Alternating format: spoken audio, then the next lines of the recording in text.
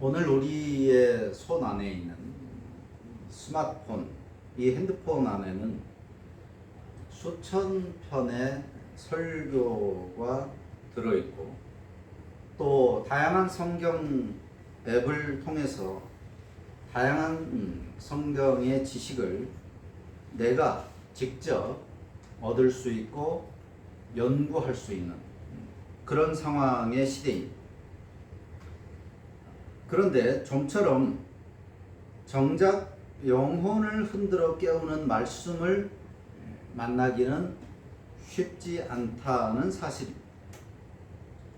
마치 온 사방이 물로 둘러싸인 바다 한가운데에서 정작 마실 물이 없어서 서서히 말라 죽어가는 표류자와 같다라고 할 수 있겠습니다. 물은 있는데 마실 물이 없다. 말들은 많은데 하나님을 말하고 성경을 말하고 이런저런 말들은 많이 있는데 영혼을 살리는 말씀은 없다. 이것이 이 시대 교회와 신자들이 처한 자리입니다. 북쪽 이스라엘의 죄가 그야말로 무르익었습니다. 이사야 선지자의 표현을 빌리자면 하나님께서 극상품의 포도를 심었는데 추수할 때 보니까 들포도, 먹을 수 없는 포도들만 열린 그런 상황입니다. 그로 인해서 기쁨이 충만해야 될 절기는 장례식장같이 될 것이고 또 가장 밝을 한낮의 해, 정오의 해는 어둠으로 변할 것입니다. 이스라엘은 멸족지화를 당한다. 그렇게 하나님께서 선언하셨습니다. 다음에 기회가 없다는 것입니다. 아들도 죽어버리니까 대를 이을 자식도 죽어버리는 심판이기 때문에 이제 더 이상 이스라엘은 존재할 수 없는 그런 무자비한 심판이라고 하나님께서 선언하셨습니다. 오늘 말씀은 더 강력한 심판이 예고되고 있습니다. 재앙이라고 할 때 사람들은 전쟁이나 또는 먹을 것이 없는 기근 혹은 질병을 떠올리는데 하나님께서는 전혀 다른 말씀을 하고 있습니다. 내가 기근을 땅에 보낼 텐데 양식이 없어 주림이 아니며 물이 없어 가람이 아니요 여호와의 말씀을 듣지 못한 기갈이라. 히브리어 원문은 두 단어를 나란히 세웠습니다. 주림과 가람, 라이브와 차마라고 하는 두 단어를 나란히 연결을 했습니다. 그런데 사람이 상상할 수 있는 가장 절박한 육체의 결핍, 주림과 가람입니다.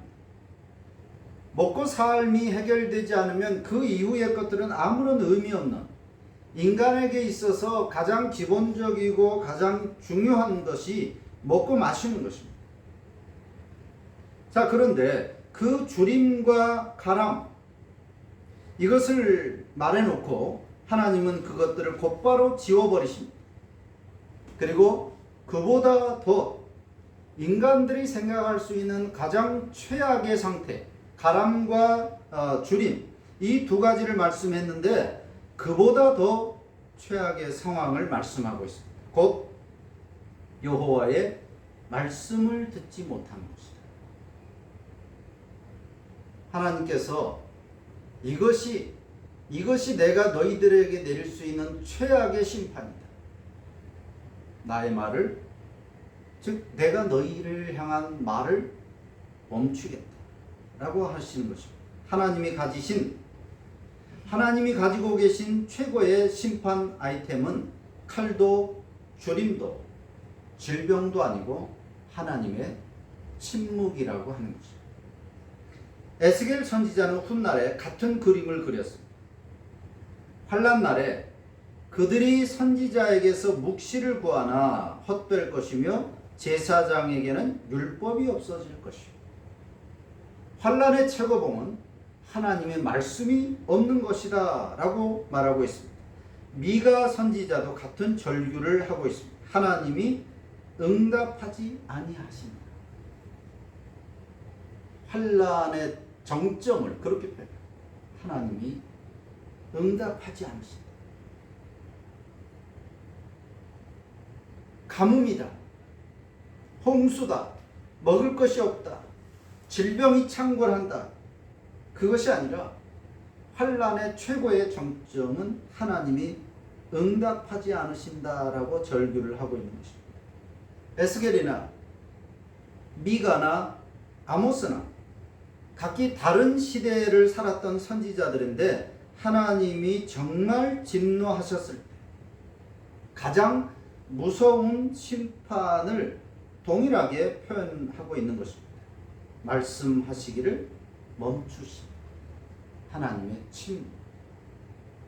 어느 시대건 하나님의 가장 강력한 그리고 최후의 최종의 심판은 침묵이라고 하는 것입니다. 하나님의 말씀은 단순히 구원을 넣는 정보나 형통하는 비법이 아닙니다. 하나님의 말씀은 언약입니다. 말씀으로 세상을 지으셨고 말씀으로 다스리고 책망하시고 위로하시고 그리고 말씀으로 살리십니다. 그렇기 때문에 말씀을 거두신다라고 하는 것은 단순히 침묵이거나 말씀을 전하는 설교자가 사라진다는 정도가 아닙니다. 하나님께서 자기 백성 가운데 열어놓으신 은혜의 통로를 스스로 닫아버린다는 말입니다. 그래서 칼뱅은 이에 대해서 하나님께서 죄인을 가장 무섭게 심판하실 때 칼이나 기근보다 먼저 자신의 말씀을 거두신다. 그렇게 이해를 말하고 있습니다. 주석가 매튜 헨리도 마찬가지로 사람들은 재난 자체는 슬퍼하면서도 정작 말씀이 사라진 것은 슬퍼할 줄 모른다 라고 탄식하고 있습니다. 이 하나님의 침묵은 난데없는 영문도 모를 것이 아니었습니다. 왜 갑자기 하나님께서 말씀을 안 하시지? 이상하게 생각할 일이 아니었습니다. 우리가 지금 살피고 있는 아모스 성경만 봐도 하나님은 벌써 오래전부터 선지자를 보내셨습니다. 그리고 경고하셨습니다. 또 기다리셨고 회개를 수도 없이 촉구하셨습니다. 하나님은 무던히 참을 만큼 참을 수 있을 만큼 참으셨습니다. 따라서 이 심판을 당하는 대상자들의 문제는 하나님이 우리를 심판하신다라고 하는 정보가 부족했던 것이 아니라 자신들의 탐욕으로 인한 순종의 부재였던 것입니다. 하나님이 이러실 줄 몰랐다. 우리는 전혀 예상하지도 못했다가 아닙니다. 이미 그들은 수도 없이 하나님의 심판의 경고의 말씀, 회개를 촉구하는 말씀을 들어왔습니다. 하지만 탐욕이 더 컸던 것입니다. 그래서 정보가 아니라 순종이 없었다는 것입니다. 신명기 8장은 이스라엘이 광야 40년 동안 온 몸으로 배운 진리를 이렇게 정리했습니다. 사람이 떡으로만 사는 것이 아니요 여호와의 입에서 나오는 모든 말씀으로 사는 줄을 네게 알게 하려 하십니다. 그 40년의 기간의 목적, 이유를 이렇게 말씀하고 있는 것입니다. 여호와의 말씀으로 사는 것이다. 광야에서 그들을 살린 것은 떡이 아니었다는 것입니다. 만나가 아니었습니다. 그 만나를 주신 말씀이었습니다. 그리고 그 말씀에 대한 순종이 그들을 그 아무것도 없는 광야 사막에서 40년 동안이나 살아남았을 뿐만 아니라 오히려 더 강성한 민족이 되게 했다는 것입니다. 그런데 그 백성들 처음에는 떡도 말씀도 추구하다가 떡을 더 추구하게 되고 결국에는 떡만 추구하게 되었습니다. 말씀의 기근에 도달하게 된 것입니다. 말씀을 점차적으로 뒤로 밀어놓기 시작하고 나중에는 아예 말씀을 외면하는 상황에 도달하게 된 것입니다. 본질을 소홀히 여기게 되면 비본질에 휘둘리다가 결국 본질 자체를 잃어버리는 것입니다. 물론 사람이 살아가는 데 있어서 떡이 필요합니다. 먹고 마셔야 됩니다. 그래야 살아갈 수가 있습니다. 하지만 말씀을 버리게 됩니다. 인간의 삶에 있어서 본질이 하나님의 말씀인데 그 본질을 버리게 되면 소홀히 여기게 되면 버리지 않았다고 하지만 결국에는 비본질에 휘둘리게 되다가 결국은 그 말씀 자체까지 잃어버리게 되는 그런 상황에 도달하게 된다는 것. 오늘 우리가 살고 있는 이 시대를 돌아보면 절대로 말씀이 부족한 시대가 아닙니다. 오히려 말씀의 홍수 시대라고 할 만합니다. 우리 손 안에는 성경의 앱이 다양하게 있고 또 유튜브 안에는 수많은 설교들이 하루 종일 흘러나옵니다. 그런데 이상한 것은 이렇게 수많은 말씀이라고 하는 말들이 넘쳐나고 있는데 정작 삶을 바꾸는 하나님의 음성은 왜 이토록 희미한가 하는 것입니다. 말씀의 홍수 속에서 살고 있는데 왜 정작 그 말씀은 세상을, 사람을 바꾸지 못하는가 하는 것입니다. 사무엘 선지자의 시대도 그러했습니다. 아이 사무엘이 즉 어린 아기였을 때 사무엘이 이 제사장 가문 속에 들어가서 살았는데 아이 사무엘이 엘리 앞에서 여호와를 섬길 때에는 여호와의 말씀이 희귀했다. 희귀했다. 무능한 대제사장 엘리와 또 그 아버지를 등에 업고 종교 권력으로 탐욕을 채우는 데만 급급했던 그 아들들에 대해서 하나님께서는 말씀을 희귀하게 하시는 것으로 심판하셨습니다.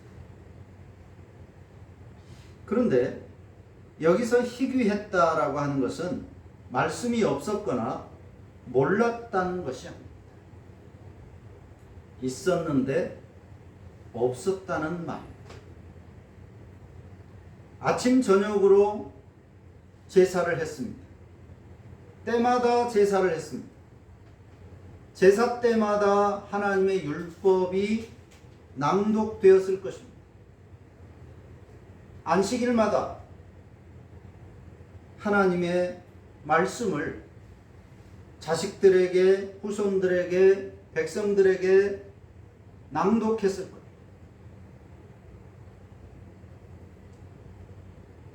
하지만 말씀이 있었지만 조석으로 매 주일마다 말씀이 있었지만 말씀이 없었습니다. 말씀을 깨닫게 하시는 은혜, 성령의 조명함이 없었다는 것입니다. 마치 깜깜한 밤에 성경을 손에 들고 있지만 그 글을 읽을 수 없는 것처럼 가지고는 있지만 성경책을 가지고는 있지만 캄캄해서 읽을 수 없는 거죠. 글자는 읽고 또 듣지만 하나님의 말씀이라고 해서 선포되고 또 하나님의 말씀이라고 해서 듣기는 듣지만 백성들은 하나님의 말씀으로 여기지 않았다는 것입니다. 바꿔 얘기하면 그렇게 살아야 할 이유, 필요를 느끼지 못한 것입니다. 이것이 말씀이 희귀하다라는 의미. 아예 떠들어보지도 않았다. 아예 듣지도 않았다는 말이 아니에요. 읽고 들었는데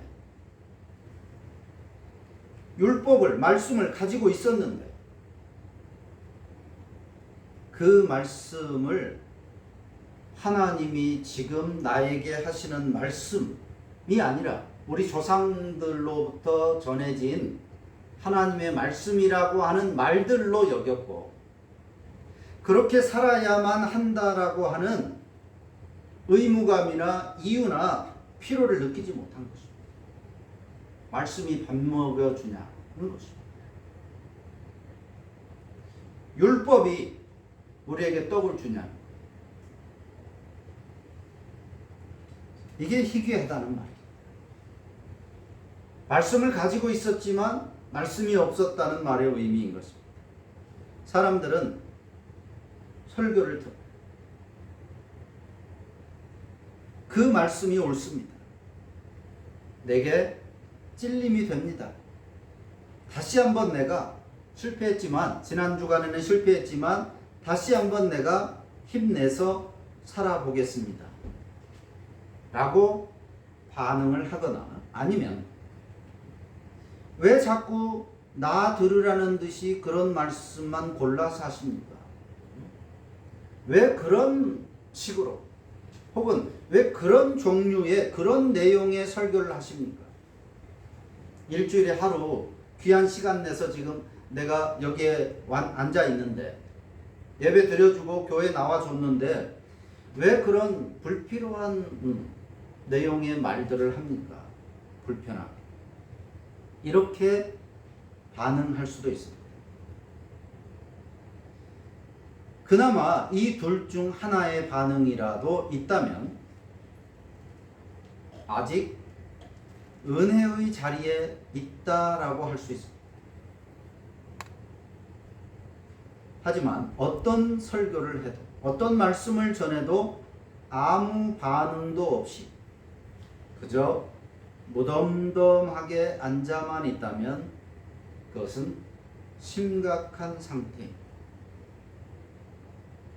어떤 말을 해도 찔림도 없거나 그렇게 살아야 되겠다라고 하는, 물론 또 실패하지만 그렇게 살아야 되겠다, 살아야 되는구나 라고 하는 그런 깨달음이나 아니면 참 불필요한 내용이다, 아무 도움도 안 되는 내용이다 라고 반응을 하거나 어떤 식으로든 말씀에 대해서 반응을 한다면 그나마라도 아직 은혜의 여지가 있다고 하겠는데, 어떤 말을 해도 아무런 감흥이, 마음의 변화가 없다라고 한다면 심각한 상태라고 하는 거죠.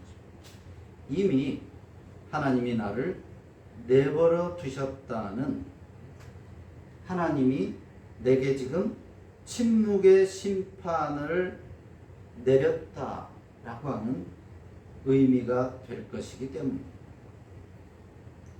아직 내 마음이 듣는 말씀에 어느 쪽으로든 반응이 일어난다.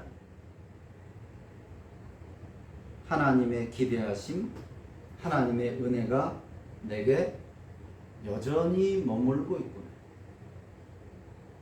라고 생각할 수 있는 것입니다.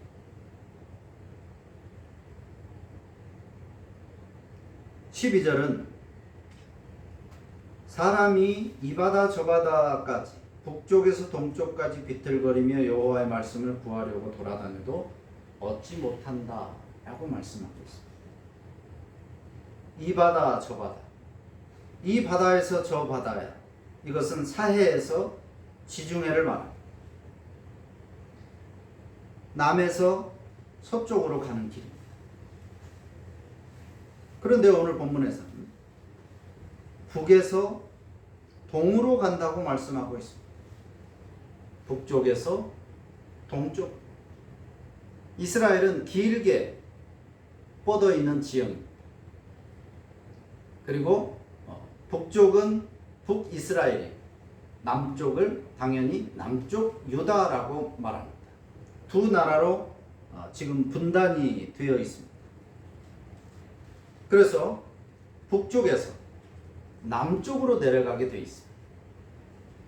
그런데 오늘 성경은 북쪽에서 동쪽으로 간다 그랬습니다. 말씀을 구하려면, 하나님의 말씀을 들으려면 북쪽에 있는 이스라엘 백성들은 남쪽으로 내려가야 됩니다. 왜냐하면 남쪽에 성전이 있고 거기에 율법이 있기 때문에. 그래서 북에서 남으로 내려간다라고 말해야 되는데 북에서 동으로 간다라고 합니다. 학자들은 이 방향의 뒤틀림에서 유의미한 해석을 끌어냅니다. 북에서 곧바로 내려오면 남쪽 곧 예루살렘과 유다로 향하게 되고 그곳에 성전이 있고 율법 말씀이 있는데 딴 데로 돌아갈 이유가 없는 거예요. 가장 빠른 길이, 쉬운 길이 북에서 남으로 내려오는 길이기 때문입니다. 그러나 북쪽 이스라엘 사람들은 굳이 동쪽으로 돌아서 갑니다. 그것은 성전, 즉 말씀을 의도적으로 피해가는 모습입니다. 이 뒤틀린 걸음이 말하는 것은 북쪽 이스라엘 사람들이 하나님의 말씀이라면서 찾아다니는 것은 용하다는, 어디 가면 하나님의 말씀을 잘 가르치는 선지자가 있고 또 어디 가면 응답이 잘 되는 제단이 있고, 예를 들면 저 남쪽 끝에 있는 이스라엘 가장 남단에 있는 브엘세바 같이 성지라고 말하는, 어디 가면 용한 말씀을 전하는 선지자가 있고 어디 가면 더 응답이 잘 되는 제단이 있고, 어쨌든 하나님의 말씀을 들을 수 있고 또 하나님의 복을 받을 수 있는 곳을 찾아다니는데 이 뒤틀린 모습, 뒤틀린 걸음을 우리에게 보여주는 것은 북쪽 이스라엘 사람들이 하나님의 말씀이라면서 찾아다니는 것은 자신들이 순종해야 하는 그 말씀, 하나님께서 모세를 통해서 주신 그 말씀이 아니었다는 사실이에요. 그들은 자신들을 이롭게 하는, 자신들이 듣고 싶어 하는 말을 하는 그 말들을, 즉 탐욕을 채워줄 말들을 찾아다녔다라고 하는 의미로 이해할 수 있다는 것입니다. 왜 이런 뒤틀린 발걸음이 나오느냐?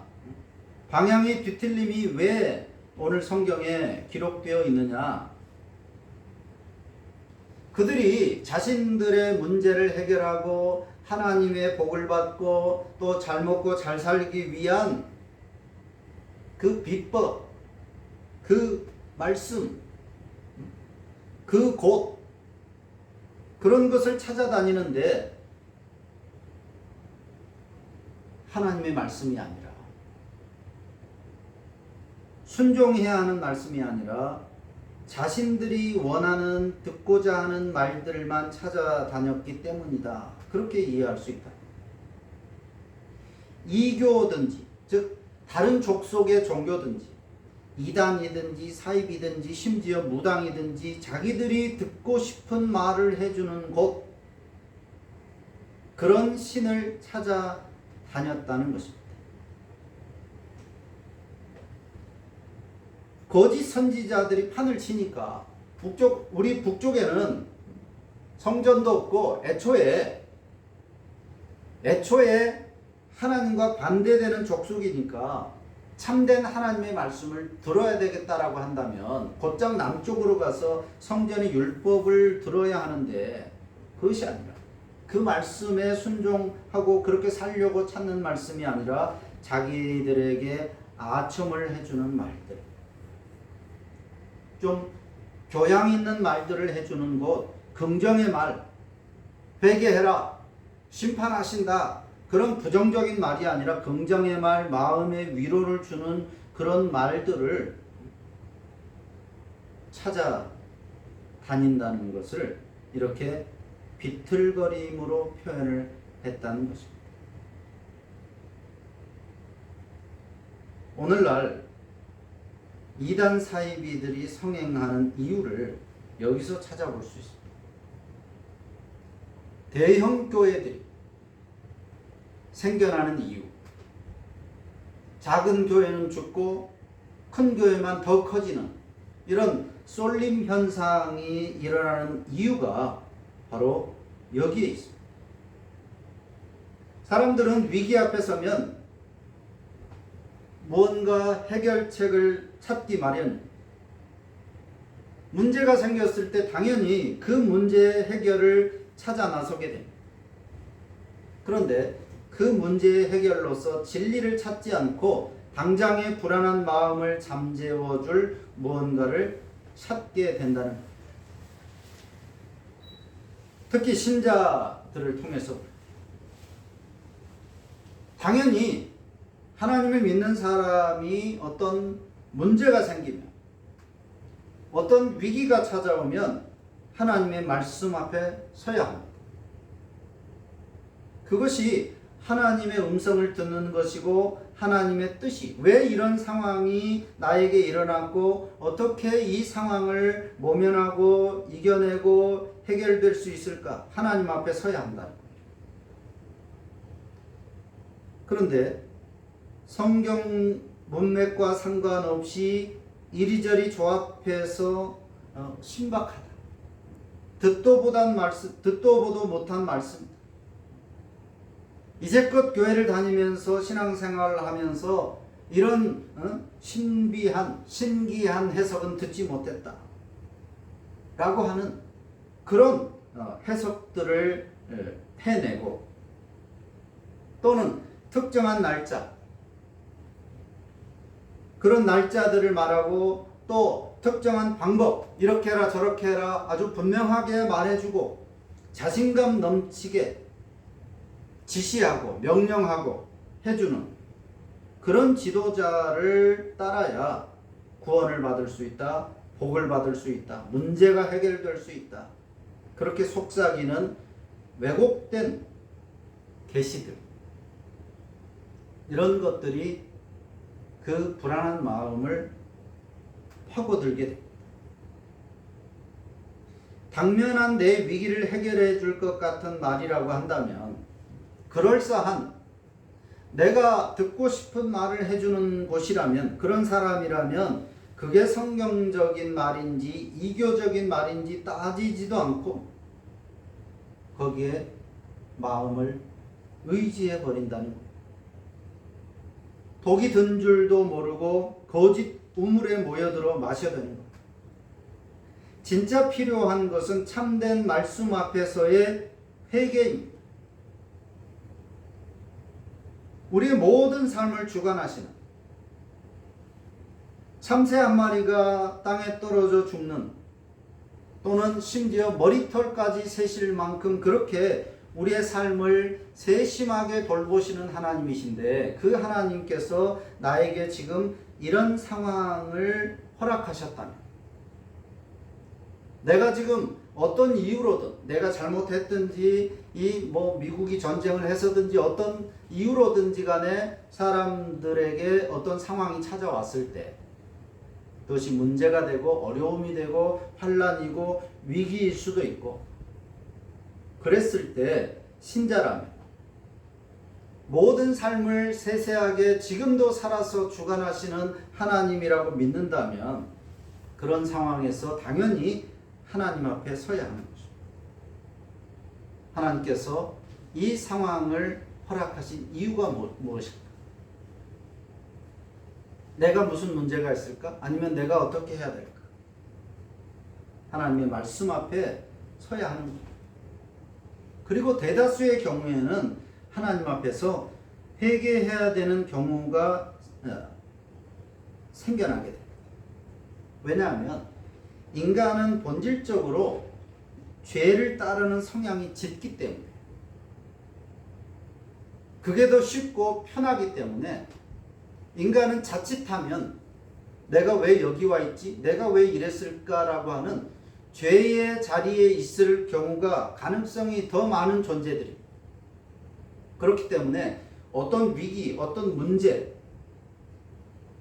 찾아왔을 때, 소위 말하는 어려움, 환란이 찾아왔을 때, 그때 우리는 물론 하나님께서 나에게 특별한 이유로 그런 상황을 허락하실 수도 있지만 내가 지금 잘못된 길로 가고 있기 때문에, 넘지 말아야 할 선을 넘었기 때문에 하나님께서 나에게 경고하시고 다시 돌이키도록, 아주 멸망하지 않도록 회개할 기회를 주시기 위한 그런 목적, 그런 이유로 우리가 신자들은 환난이나 어려움이 찾아오는 경우가 많이 있습니다.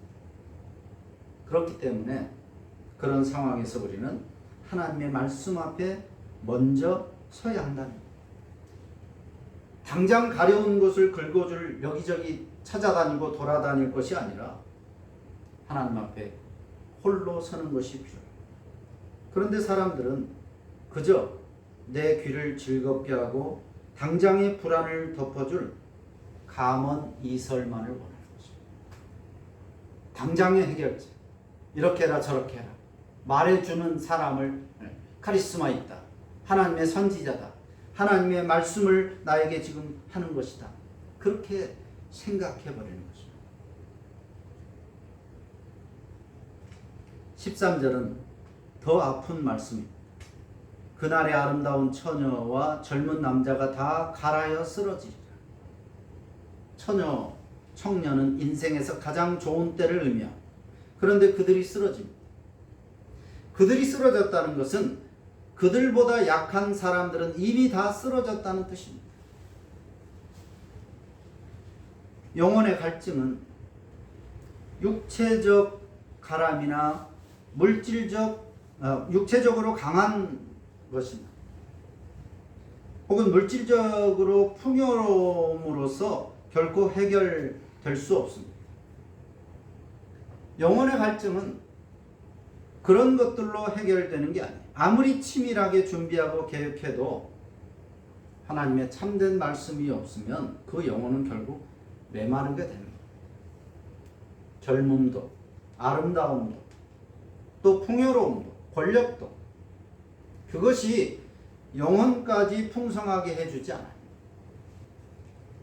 그러니까 부자들이 더 퇴폐해지고 또 권력을 가진 사람들이 더 선한 삶을 사는 것이 아니라 더 뒤로 후퇴하는 삶을 살게 되는 것입니다. 많이 가지면 더 이상 부러울 것이 없을 것이라고 생각하지만 오히려 그런 사람들이 더 허무하게 인생을 느끼게 됩니다.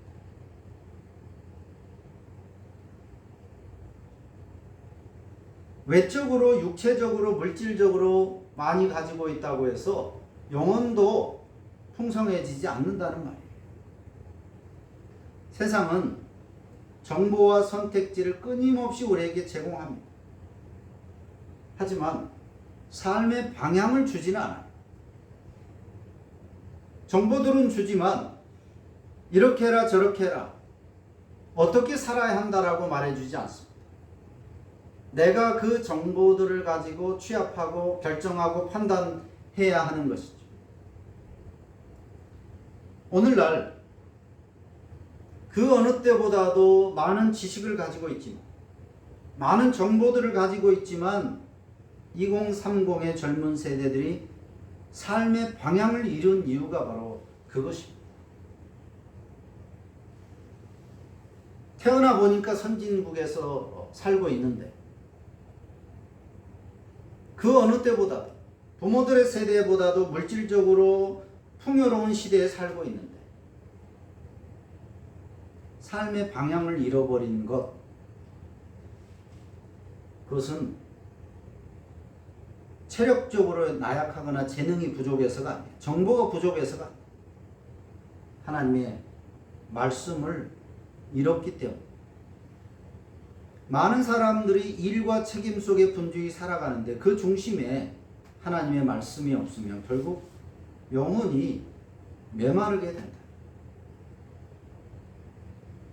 아무리 좋은 청사진을 그려도 말씀이 중심에 없으면 결국 이리저리 기웃거리다가 세상 가치를 쫓다가 비틀거림의 인생으로 끝나고 만다는 것입니다.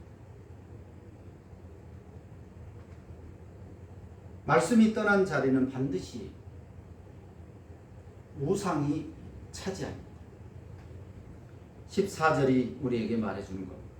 사마리아에 죄된 우상을 두고 맹세합니다. 단, 그리고 브엘세바. 단은 이스라엘의 최북단에 위치한 곳입니다.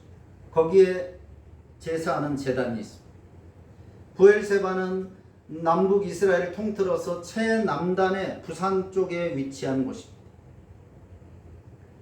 최단 북쪽, 그리고 맨 아래 단과 브엘세바에서 지금 이들의 모습을 말하고 있는데, 이 두 곳을 꼭 집어서 말한다고 해서 두 곳이 아니라 이스라엘 전체라는 의미입니다. 이스라엘 전체. 이스라엘 전체가 지금 우상 앞에서 맹세하고 있다는 의미입니다.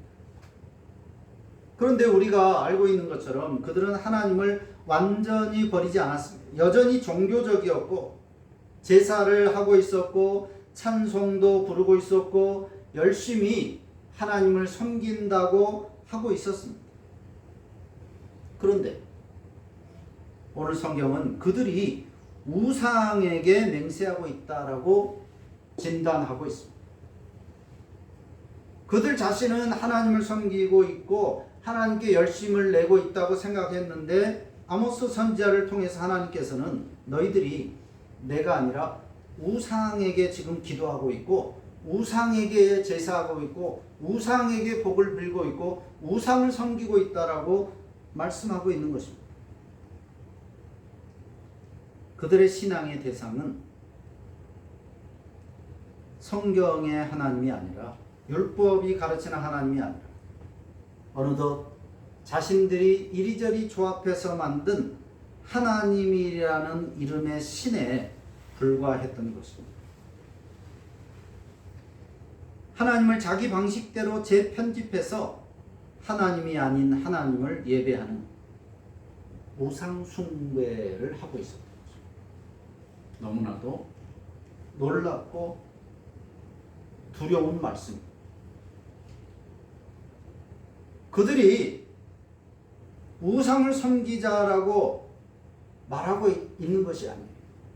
그렇게 생각조차 하지 않았습니다. 꿈에도.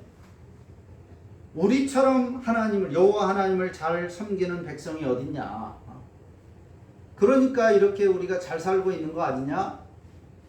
그렇게 생각했던 거예요. 그런데 그들은 그 성경의 하나님이 아니라 자기들이 만든 신을 하나님이라고 이름 부르고 섬기고 있었다. 마치 출애굽 때 금송아지를 만들어 놓은 이게 우리를 출애굽시킨 하나님이다라고 섬겼던 거죠. 오늘날에도 많은 신자들이 그처럼 금송아지 하나님을 만들어 섬기고 있습니다.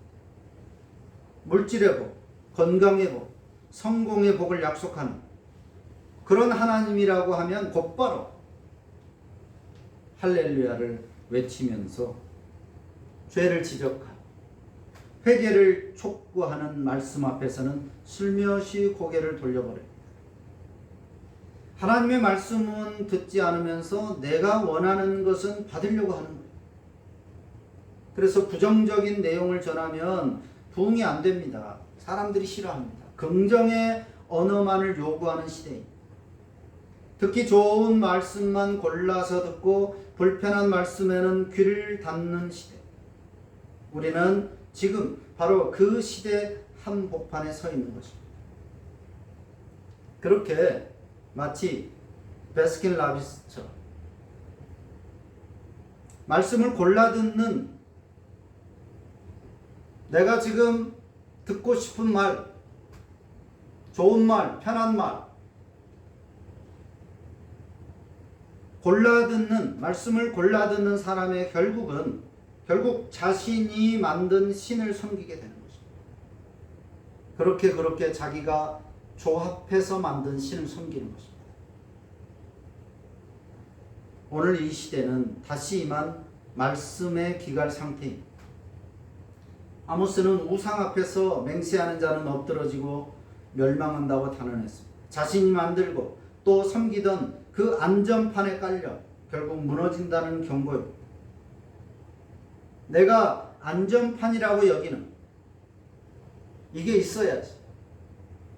이게 있어야 내가 보호받고 편안하고 안정되고 행복하게 살 수 있을 것이라고 생각하는 그 안전판, 돈, 명예, 권력. 하지만 그런 탐욕이, 그 탐욕들이 인생을 살면서 필요한 것이지만, 그러나 그것이 지나쳐서 그것이 내 인생의 안전판이라고 생각한다면 그건 탐욕이 된 것입니다. 필요를 넘어서 탐욕이 된 거예요. 필요의 안전판이 아니라 탐욕의 안전판이 돼. 그리고 결국 그 탐욕의 안전판에 깔려 망하는 인생이 된다라고 오늘 우리에게도 경고하고 있는 말씀입니다. 아모스의 예언은 역사 속에서 더 무겁게 성취되었습니다. 이후로 구약의 마지막 선지자라고 하는 말라기 이후로부터 한 세대가 지나고 두 세대가 지나고 100년이 지나고 200년, 300년, 400년, 무려 400년이 지나도록 하나님은 단 한 명의 선지자도 이스라엘에 보내지 않으셨습니다. 말라기가 마지막 선지자입니다.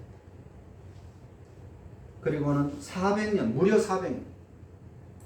조선왕조 500년이라고 하는데 그 긴 시간 동안 하나님께서는 선지자를 보내지 않으셨습니다.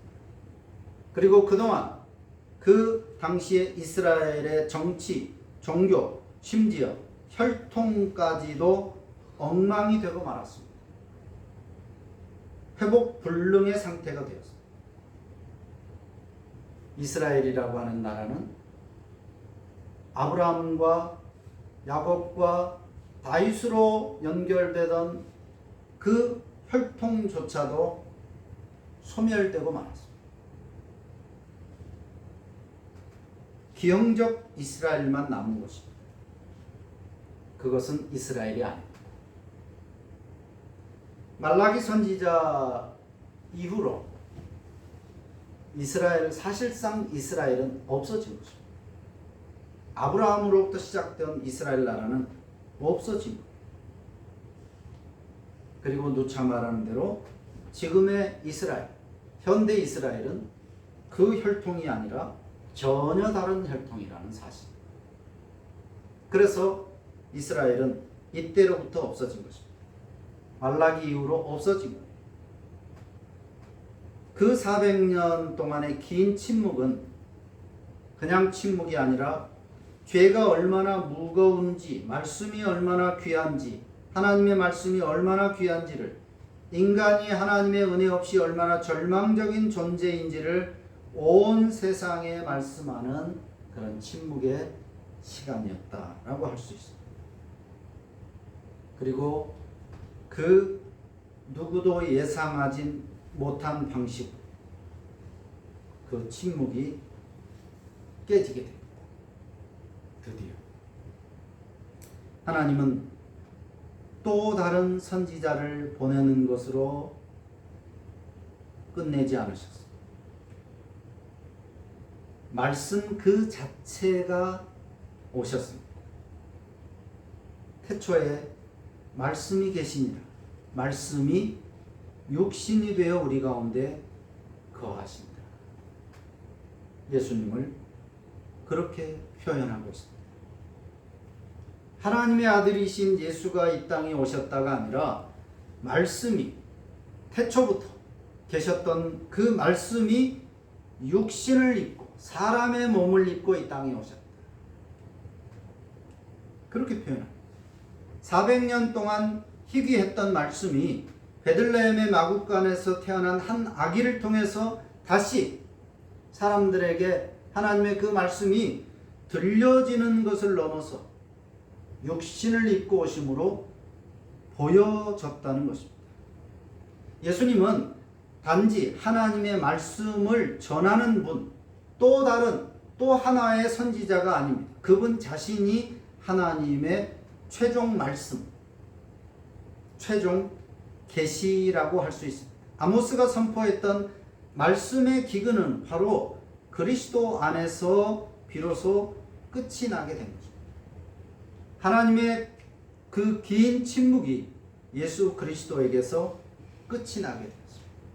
하나님의 말씀이 다시 세상에 오셨습니다. 직접. 그리고 오순절 성령의 강림으로 온 세상에 확산되었습니다.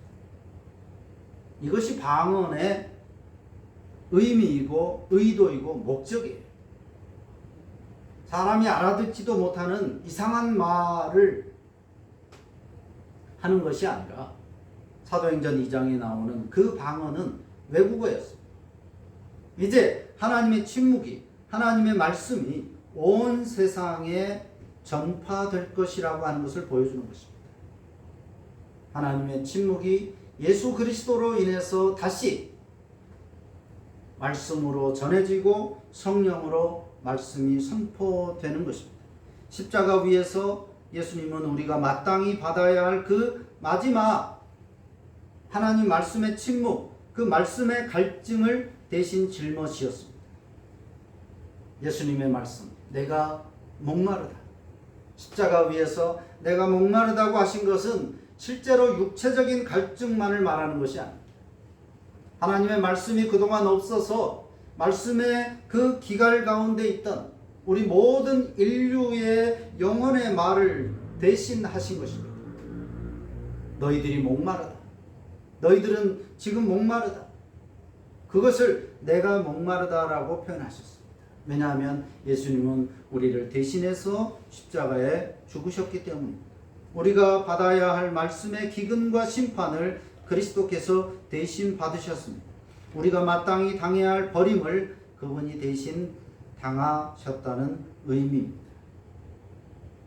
오늘 우리의 소망은 여전히 말씀으로 찾아오시는 하나님이십니다.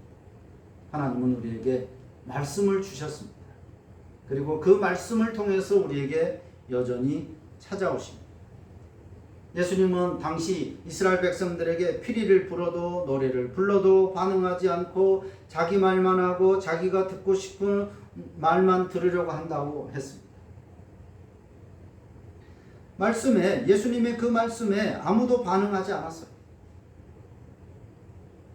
대신에 지네들이 듣고 싶은 말만 해주기를. 결국에 자기들이 듣고 싶은 말을 하지 않고 듣기 싫은 말을 하니까 그 예수님, 그 말씀을 400년의 침묵을 깨고 이 땅에 직접 오신 말씀을 그들은 십자가에 내주고 멸망에 처하게 됩니다. 유일한 기회였던, 마지막 기회였던 그 말씀을 십자가에 내어줌으로써 이스라엘은 완전히 역사상에서 사라지고 말았던 것입니다. 우리가 말씀에 반응하는 마음을 가지고 있다면 어떤 식으로 아직 은혜의 날에 살고 있다는 증거입니다. 그런데 주식의 변동이나 부동산의 흐름 등 돈 되는 일에는 열광적이고 열정적인 관심을 가지면서도 매일의 일상의 삶에서 말씀에 대해서 무반응, 하나님을 의식하는 마음의 부재. 우리 시대가 가장 심각한 불신앙, 우상 숭배의 상태라는 사실을 말해줍니다.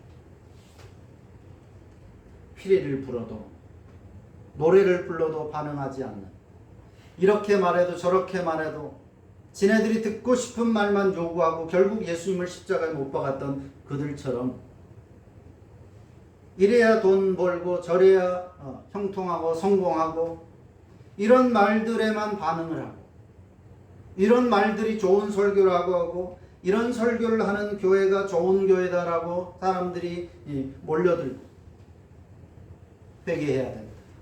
우리는 지금 잘못 살고 있다. 하나님의 말씀으로 돌아가야 된다라고 할 때는 아무도 반응하지 않고 오히려 비난하고 하나님의 마음이 어떠할지에 대해서는 전혀 생각도 없는 이 시대야말로 우상 숭배의 상태인 것입니다. 오늘 우리는 두 가지를 다시 붙들어야 합니다. 먼저 하나님의 침묵을 두려워해야 된다는 것입니다. 내 마음대로 살면 편하고 좋지만 하나님의 말씀에 내 마음이 반응해야 됩니다. 하나님의 말씀이 내 삶에서 떠나는 것이야말로 가장 두려운 것입니다. 다시 말하면 하나님의 말씀에 내 마음이 아무런 반응도 일어나지 않는 상태, 그것은 내가 가장 두려워해야 할 일입니다. 그래서 하나님의 침묵을 두려워해야 됩니다. 두 번째는 말씀 그 자체이신 그리스도 안에 거하기를 힘써야 한다는 것입니다.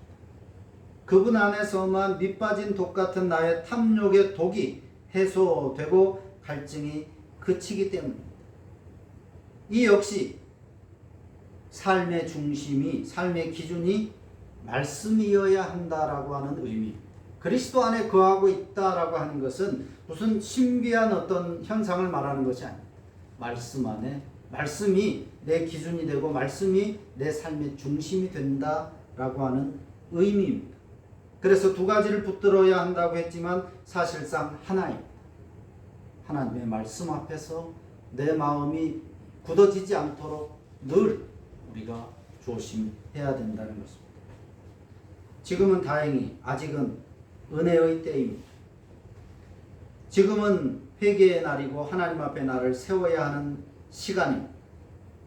우리의 마음이 굳어져서 말씀에 무반응이 되기 전에 우리가 만든 탐욕의 금송아지 우상에만 마음이 움직이는 그런 잘못된 마음을 돌이키고 진정한 생명의 말씀이 되시는, 생명의 말씀 샘이 되시는 예수 그리스도에게로 우리가 한 걸음 더 다가서서 말씀을 쉬지 않고 마시고 그 말씀을 먹고 마심으로 우리의 영혼이 늘 가람이 없이 풍성해져 그런 삶을 우리가 회복해야 할 것입니다.